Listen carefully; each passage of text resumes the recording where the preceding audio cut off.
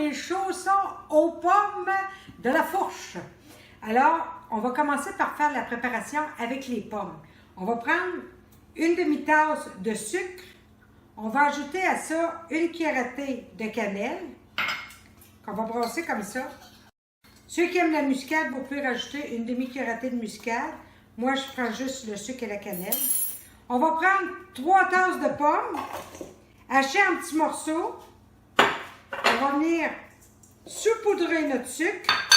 Hein, on y va avec les mains, on a les mains propres, là. Voyez-vous, on fait un beau petit comme ça. On va prendre ici 2 cuillères à table de beurre mou, puis on va venir en petits motons comme ça, le défaire avec nos pommes, toujours avec les mains, comme ceci. Je mets l'autre cuillère à table, puis on va le défaire comme ceci avec les mains. Hein? Comme disait une cuisinière que je connais, une paire de mains propres, ça vaut bien mieux qu'une cuillère sale. Hein? On va réserver. On continue, on va maintenant faire la pâte qui va faire le chausson. Alors, on va prendre 2 tiers de tasse de graisse, comme ceci. C'est comme faire de la pâte à tarte. On va venir mettre 2 tasses et 3 quarts de farine,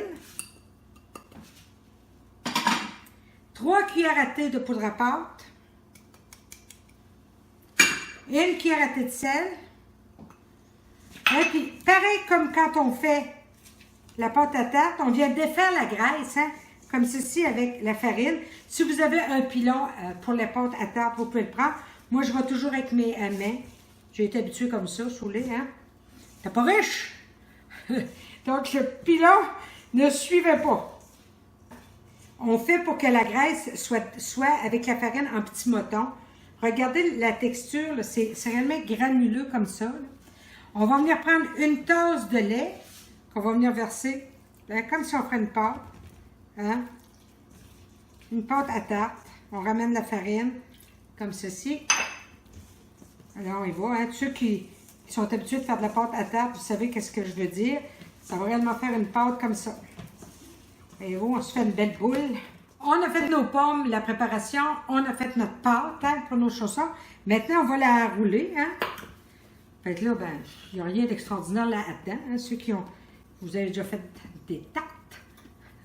Alors, on va préparer une tôle à biscuits qu'on va graisser, bien sûr. On préchauffe le four à 375, hein, parce que ça va cuire à 375. Remarquez, mon rouleau, les poignées par en bas. Ils n'ont roulé des tartes, mes amis. Les poignées roulées 2 dans ma vie, peu de nature. J'ai élevé 3 garçons. Laisse-moi dire que quand c'était adolescent, c'est surprenant que j'ai encore une porte après mon frigidaire. Alors, on y va. On va rouler ça comme ça. Hein, vous savez ça? Puis, on va se couper des carreaux. Tout simplement. Il y en a qui vont me dire, ça prend-tu des beaux carreaux bien fancy, bien égal? Non. Mon père disait, casse-toi pas la tête trop avec l'apparence, parce que quand ça ressort, l'apparence est plus là. Alors, on va prendre ici la pâte comme ceci. On va venir mettre nos pommes dans nos chaussons, comme cela.